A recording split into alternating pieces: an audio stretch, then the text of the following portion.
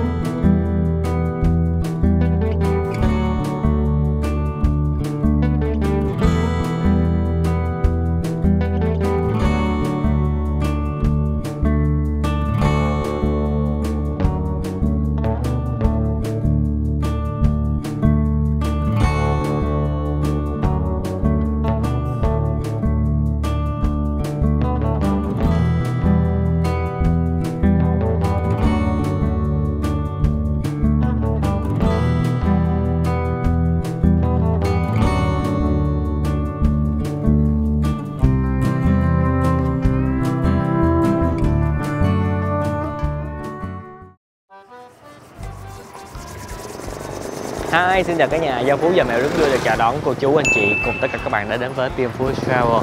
Hiện tại thì Phú đang ở khu chợ cũ Tôn Thức Đạm, hay còn gọi là khu chợ nhà giàu. Đây là một khu chợ tự phát có rất là lâu đời rồi. Thì sau bao nhiêu năm biến chuyển của thời đại hiện đại hóa thì khu chợ này vẫn còn hiện hữu và vẫn còn đang hoạt động rất là náo nhiệt. Ngày hôm nay chúng ta sẽ đi ăn hủ tiếu mà mình mới vừa phát hiện ở đây, nép mình ở bên khu chợ cũ rất là khó phát hiện. Thì cái món ngày hôm nay có thể nói là chúng ta sẽ đi gọi là ăn một món gọi là mang hương vị xưa cũ hoài niệm. Rồi, thôi bây giờ để mình giới thiệu địa chỉ ha. Địa chỉ để thưởng thức món hủ tiếu là 69 đường Tôn Thức Đạm, ở ngay giữa khu chợ cũ luôn. Thì cái số khó nhìn lắm thì cả nhà có thể lấy số đối diện là 70 Tôn Thức Đạm. Rồi, thôi mời cả nhà chúng ta vào trong tìm hiểu hủ tiếu ngày hôm nay nha. Đừng quên like, share cũng như là ấn vào nút subscribe. Cảm ơn cả nhà rất nhiều. Đó, đi vô đây quẹo phải.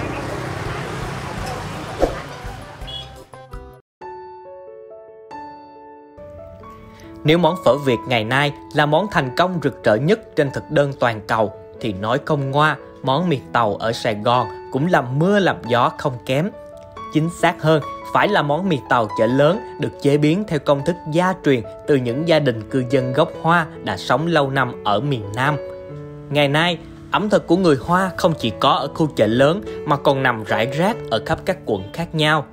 Nói đâu xa, ngay trong lòng chợ Tôn Thức Đạm quận Nhất là cái tiệm nước của chị em cô Tư và món mì tàu trứ danh ngót nghét cũng trải qua hơn 60 năm. Không có những bức tranh kính mang đậm dấu tích đặc trưng của văn hóa dân gian Trung Hoa, cũng không trưng bản hiệu mì da kiêu hãnh. Tiệm của hai cô vẫn nườm nượp những khách hàng già trẻ lớn bé ra vô liên tục từ lúc mở bán cho đến khi dọn tiệm. Gọi chung chung là mì, nhưng hiển nhiên tiệm có hủ tiếu, hoành thánh, nuôi, bún gạo, vân vân. Một tô bao gồm tôm, thịt heo, gan, tim và xíu quách. Khách muốn ăn gì, bỏ gì, chỉ việc dặn cô làm. Cái tiệm gì đâu mà bé xíu, từ cái xe đến cái bếp củi đều ám màu than củi và thời gian. Còn cái xe thì già cỗi, tới cả mấy cái thố tớp mỡ, chai lọ giấm tương và hũ tăm, dám còn lớn hơn cả bọn mình. Mấy dắt mì tự làm trong tủ kiến thì màu vàng sậm, chỉ óng ả khi được trụng nóng, ăn từ lúc đầu đến khi hết tô, sợi mì vẫn dai, giòn, không thèm bở. Nồi nước lèo thì trong vắt, ít mỡ màng, với những cục xí quách còn đầy thịt mềm, tan không cần dùng tay xé. Chưa kể, tới sớm thì may ra được ngồi ngay tại cái bàn là miếng ván gỗ được lật ra cố định bằng hai cái móc. Không thì phải ngồi bên ngoài với ghế nhựa và bàn inox, cùng chia sẻ chung cái không khí râm ran, huyên náo của cả một góc chợ. Quán vỉa hè ở góc đường nhỏ vậy mà giá 35-50 ngàn một tô. Chắc nhiều người sẽ nói mắc, nhưng các vị khách đang ngồi quanh đây thì lại nhẫn nại chờ, háo hức để bưng tô mì nóng hổi và xì sụp húp tới giọt nước lèo cuối cùng. Đối với nhiều người, được thưởng thức lại hương vị, cảm giác của những ngày cũ, thơm ngon và đầy ký ức trong tô mì dách lầu này, vậy đã là quá rẻ. Xin chào cả nhà. Thì bây giờ những anh chị văn phòng đang đổ ra để ăn. Thì trong lúc này mình trò chuyện với cô một chút xíu thì giới thiệu cả nhà đây là có hai cô đều gọi là cô Tư hết. Con chào cô Tư. Hồi sáng là Phú có ghé rồi nhưng mà lúc đó là cô chưa có chuẩn bị xong, cho nên bây giờ trưa hoành lại để chia sẻ cho cả nhà.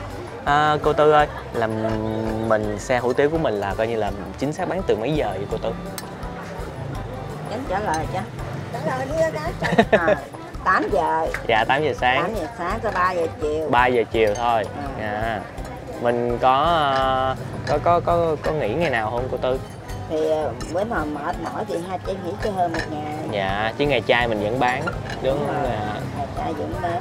Ngày chay là mình vẫn bán bình thường chứ không có bán chay đúng không cô? Thì nó vô ngày thứ bảy chủ nhật là cô không có bán. Vô ngày thường cô mới bán. Nếu mà vô ngày chay thường là cô vẫn bán. Vẫn bán. Cô nấu mặn luôn hả cô? Hay là nấu chay luôn? Vô ngày chay thì cô bán chay. Dạ rồi nha cả nhà, nếu mà ngày chay là ngày thứ bảy mà vô ngày thứ bảy chủ nhật là cô sẽ nghỉ.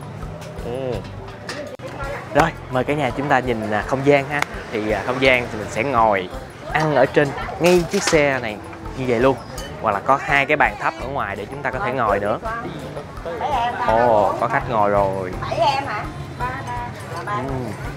Rồi mình chia sẻ sơ về cái tủ ha cả nhà. Cái tủ đựng trong tủ gỗ kiến nè, nhìn rất là hoài niệm luôn. Hoành thánh nè, gan, tim, thịt, tôm, tôm to. Ở dưới thì có rất là nhiều loại sợi để cho cả nhà có thể lựa. Hủ tiếu nè, mì nè, đây là bún, sợi hủ tiếu to, có nuôi nữa.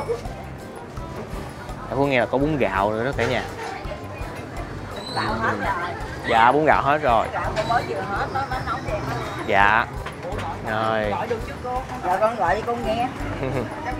Đây mì tôm tim. ngay cả những vật dụng. Của bạn kia là mì tôm sườn. Xanh là nước tương, đỏ là giấm nha cả nhà. Rồi. Cái này là dầu mè. Cái này dầu mè không? Nước mắm. Nước mắm. Còn cái này là giấm nè. Dạ. Nước tương là ăn mì nè. Dạ. Bún mọc. Cái này là để ăn bún mọc. Bún mọc. Tiếu. Còn này ăn mì với mè. Dạ. Ồ, có mắm tôm. Mắm tôm là cô bán bún mọc. Chà, vậy là cô bán thêm có món bún mọc nữa. Đúng rồi, em bán bún mọc tại vì khách yêu cầu hỏi. Dạ. Nhưng mà sao con thấy có một nồi nước lèo trọng, còn là cũng xài chung. Xài chung nồi nước lèo mà nêm cái dây vị nó khác. Dạ, hay quá. Bỏ cái mắm tôm vô nó khác rồi. Trưa quán đông quá. Ôi, cô Tư này đang làm là món hủ tiếu hay món mì vậy cô Tư? Cái này là mì hoành thánh. Mì hoành thánh. Hủ tiếu hoành thánh. Hủ tiếu hoành thánh. Cái tô cô Tư đang làm là bao nhiêu vậy cô Tư? Cái này là 50. 50. Cái đó là hủ tiếu hoành thánh á. Dạ, là đầy đủ luôn. Có thịt, gan, hoành thánh.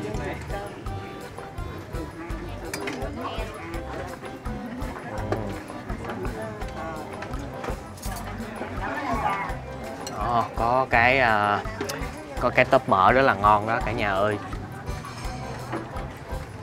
Đó, cái thố đựng tóp mỡ. Wow. Tô này là có tôm và xương. Tô này bao nhiêu vậy cô Tư? Tô này 50. Cũng 50 luôn. Tại cái kia nó có hoành thánh. Cái này là không hoành thánh. Mình có tất cả là bao nhiêu mức giá cô Tư? Tùy theo món ăn. Dạ. Giờ nói tiền không lại được. Dạ, nhưng mà ý là bình dân một bình tô dân, nhất. Bình quân là coi như thập cẩm á, là chắc chắn chỉ có 35 40 thôi. 35 40 thập cẩm. Tô đặc biệt là 50. Dạ. Mà nãy giờ thấy ai cũng ăn tô 50 cho nên chưa có hình dung được cái tô 35 40 như thế nào nha. Chắc là Phú sẽ gọi 2 tô. Đây, cô làm hoành thánh ngay tại chỗ luôn nè cả nhà. Ủa, hồi nãy quay rồi mà. Nãy bạn quay rồi đó. Chưa đúng không? Cô ơi, đến nay là xe hủ tiếu của mình là được bao nhiêu năm rồi cô Tư? Rồi vậy là cô đứng là 30 năm. Dạ. Chú cô cháu là 30 năm nữa là 60 năm. Ồ, vậy là xe này 60 năm luôn rồi.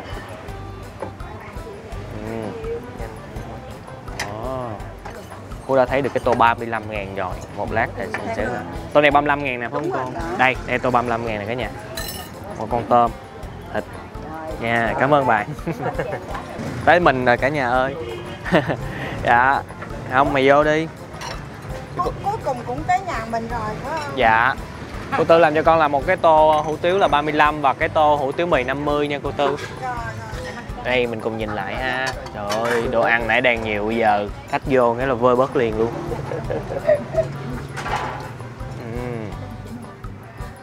Sợi mì này nhà mình tự làm hay sao vậy cô Tư? Mì đến nhà mình tự làm. Dạ. Dắt mì trứng đây. Nên cái mì nó khác hơn của người ta. Con ăn thử cái mì đó đi. Dạ, con thấy cái màu nó sậm hơn. Đúng rồi, cái mì không mà nó ngon lắm, nó giòn á. Dạ. Con nghe con 262 Tư ơi. Ồ. Nhìn sắc cái miếng thịt nhìn nó đã gì đâu á. Không gian hơi nhỏ, cả nhà thông cảm nha, mình sẽ cố gắng lấy hình. Tô cô đang làm là 35 đúng không con? Đúng rồi con. Ừ.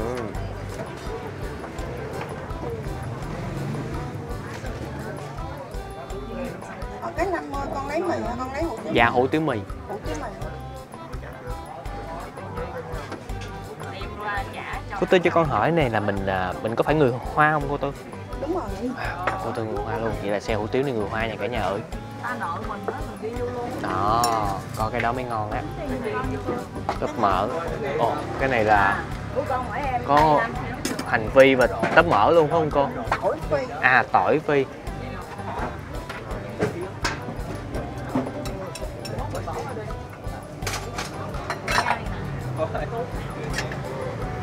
Đó, tô 35.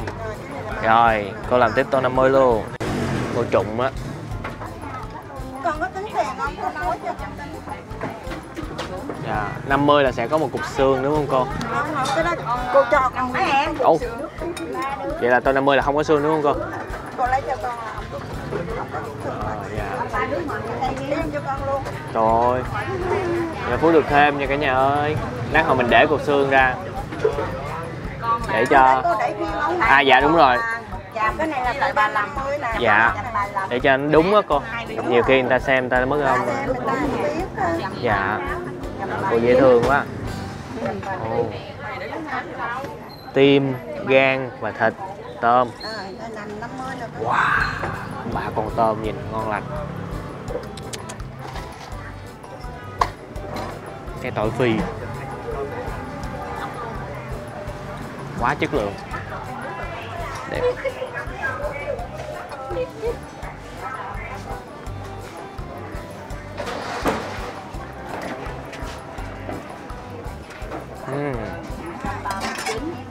Rồi xong rồi, cảm ơn cô Tư. Xong rồi cả nhà ơi, thì bây giờ này mình phụ cô, tại vì có 2 cô và nãy giờ 2 cô chạy tới chạy lui thấy mệt lắm. Nếu mà cả nhà tới đông á, thì cô sẽ nói là chịu khó đợi lâu nha, đợi lâu thì có hói. Cô sẽ dặn trước. Đó cả nhà, địa chỉ nằm tuốt trong đó là không có thấy được, em xanh chín nha. Trời ơi, con cảm ơn cô khuyến mãi trời tới mấy cục luôn. Mà cái này cũng số lượng có hạn đúng không cô? Rồi, cô tiếp khách rồi. Không, nhưng mà mình cứ nghĩ là cái này cũng có số lượng có hạn á, cho nên ai thích thì gọi nha. Thì bây giờ nãy giờ trời cũng rất chuyện âm mưu, thì góc này hình nó hơi hình ảnh không biết là có lên cả nhà có thấy gương mặt mình sáng láng không? Không, chắc thôi trời không biết. Sáng đồ ăn là được rồi ha cả nhà ha. Thôi bây giờ Gia Phú và Mèo xin mời cả nhà cô chú anh chị cùng với các bạn chúng ta thưởng thức tô hủ tiếu Hoài Niệm. Đây là tô 35 nè cả nhà. Đây là tô 50. Còn đây là đồ khuyến mãi. Xử rồi. Ok, bào chê nước chấm thôi. Nước tương. Giấm, màu đỏ là giấm nha cả nhà. Luôn luôn là như vậy. Sạch tế. Yêu không? Đó.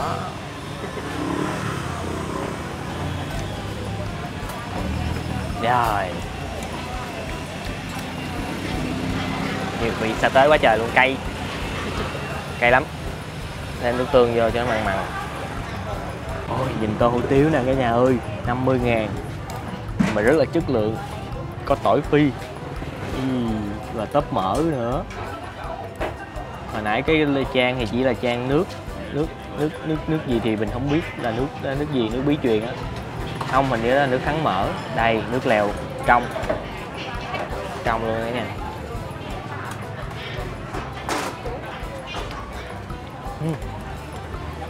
Rất là ngọt thanh và cái vị của nó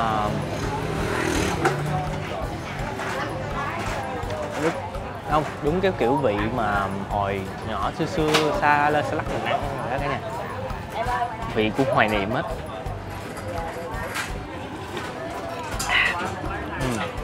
Mình không biết miêu tả cái vị đó sao, nó sẽ là nó ngọt thanh và nó sẽ để lại một cái hậu đầm. Đây sợi mì ở đây sẽ có cái màu là nâu vàng chứ không hẳn là màu vàng nha cả nhà. Đó, mình sẽ ăn sợi mì trước.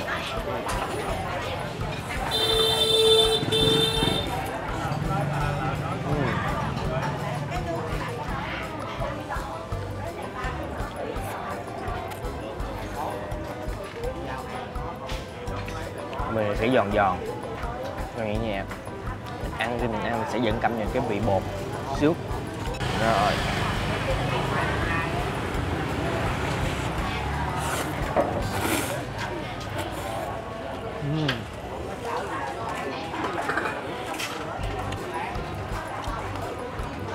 Để em bỏ miếng sa tế ở đây nha, cho những ai thích ăn cay nhìn hấp dẫn.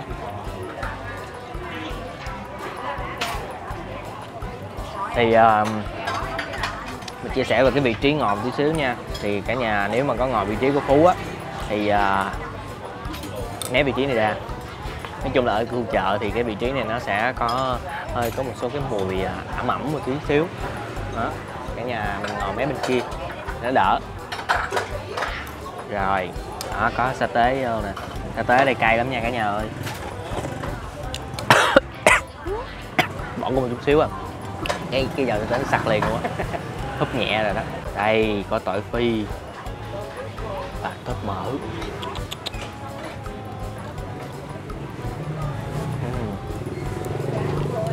Không mà sa tế cay và nó có cái mùi thơm nó đọng lại.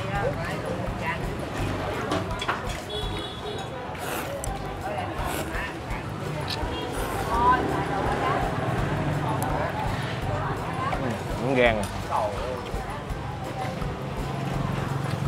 chấm nha. Nhiệt tình. Đó.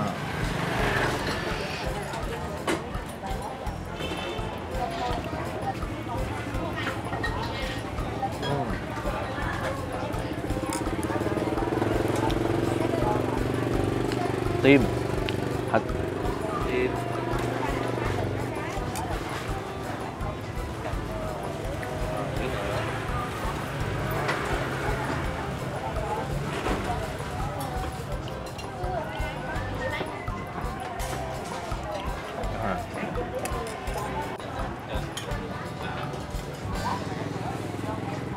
Hủ tiếu.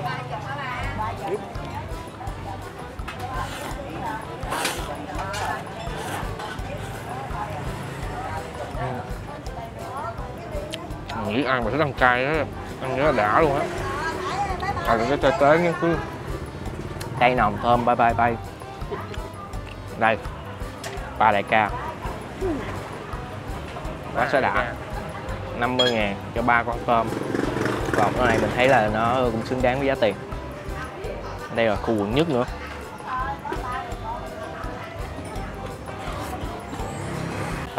Đây xỏ qua. Không có, miệng nó bự như vậy. Mình xỏ nó nhìn nó vui. Không được. Kỹ năng đũa còn kém quá. Nói chung là tôm rồi đã được cô lột vỏ luôn rồi. Cứ vậy mà mình lụm thôi. Cứ vậy mà lụm như họng thôi. Còn ta nói trời ơi ngon. Mì luôn.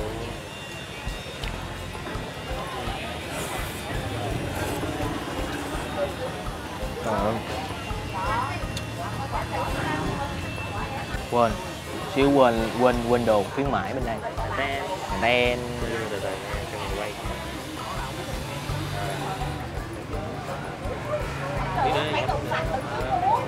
đó.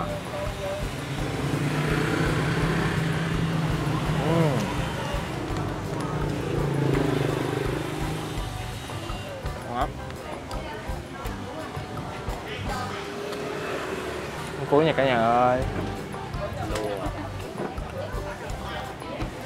Tự là tại vì phải ăn chậm chậm vậy để quay á, chứ nãy giờ cái tô này nó khiến mình muốn ăn liền. Mặc dù nãy đến tại vì Phú đến từ sớm mà chưa quay được, nhưng mà lúc mà Hoành dành về là ăn sáng một cái phần bún thịt xào là lúc khoảng 9 giờ 9 mấy. Mà mặc dù giờ ăn cái này vẫn cảm thấy rất là ngon. Rồi hủ tiếu nè, thịt nè, gan nè, một lần vô hết nè. Để múc cái này lên, đó, dưới lên.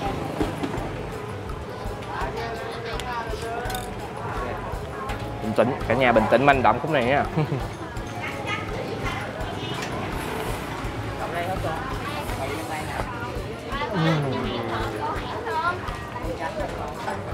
Tuyệt vời. Yeah, nâng chén nước lèo, nó lại càng no thêm.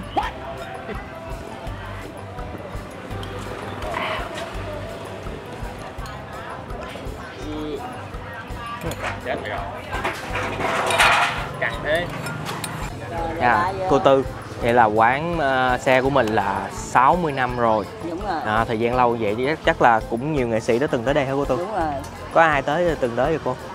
Có nhiều em khác mà mình không biết tên. Dạ. Tại vì chỉ có Thanh Di mình biết, Thanh Di với là Hương Dừa với là HTV rồi đó. HTV. HTV S rồi tới. Dạ. Mấy người thôi. Còn những người khác thì cũng có mấy em khác tới. Dạ. Không có nói để mà quay thôi. Quay về nói là xin phép cô cho con quay. Dạ. Có anh Trấn Thành hay là anh Đàm Vĩnh Hưng hay là anh Trường Giang gì tới? Thôi. Dạ. Quay bình thường. Quay bình thường. Có mấy là Trấn Thành. Đàm Vĩnh Hưng là quay làm.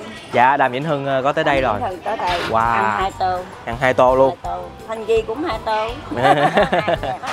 Dạ rồi, con cảm ơn hai cô. Xong cả nhà ơi, ngày hôm nay phải nói là quán hủ tiếu mì này rất là chất lượng luôn. Cả nhà có thể thấy thì rất là nhiều nghệ sĩ đã từng tới đây rồi với thâm niên là 60 năm. Mà với cái phong cách là ăn một cái xe ở cái xe xưa vậy, rất là hoài niệm, mà đặc biệt là hương vị rất là đặc trưng luôn ở cái nước lèo và cái sa tế, kèm theo đó là có tỏi phi và tóp mỡ, ăn nó rất là dậy mùi mà nó khiến cho mình ăn xong mình thèm á, mình ăn mình chưa có đã, mình phải có thể là mình, nếu ai sức ăn mạnh là lấy hủ tiếu lấy mì thêm ăn thêm, rất là ngon luôn. Rồi giá là sẽ từ là 35 cho tới 50 ngàn nha. Cả nhà đừng có theo cái tô của Phú không nha, tại vì cái tô 50 ngàn đó sẽ có thể thay đổi theo cái nhu cầu cả nhà. Thí dụ ai thích tôm hoặc là thích gì đó thì cô sẽ phối theo kiểu khác nhau, cho nên đừng có theo đó nha. Rồi ngày chay thì cô sẽ bán, nhưng mà ngày chay mà rớt vào ngày thứ bảy chủ nhật là không có bán nha cả nhà. Vị trí ngồi á, nếu mà cả nhà đi xe đến đây á, thì cô sẽ chỉ xe mình để ngay phía sau luôn đó. Rồi quán thì nhỏ xinh xinh, nếu mà ai chưa từng thử ở đây thì hãy đến thử đi. Nghĩ là hương vị này sẽ làm hài lòng rất nhiều người đó. Nhất là cái xương nãy Phú ăn á, cái xương thịt đó nó rời rụng ra, tức là hầm cái xương, cái nước rất là ngon. Rồi, cảm ơn cả nhà đã dành thời gian xem clip này đến giờ. Đừng quên một món ăn ngon sẽ ngon hơn nếu chúng ta thưởng thức cùng người thân, bạn bè và chia sẻ nó với tất cả mọi người. Xin chào và hẹn gặp lại cả nhà ở những clip hấp dẫn kế tiếp.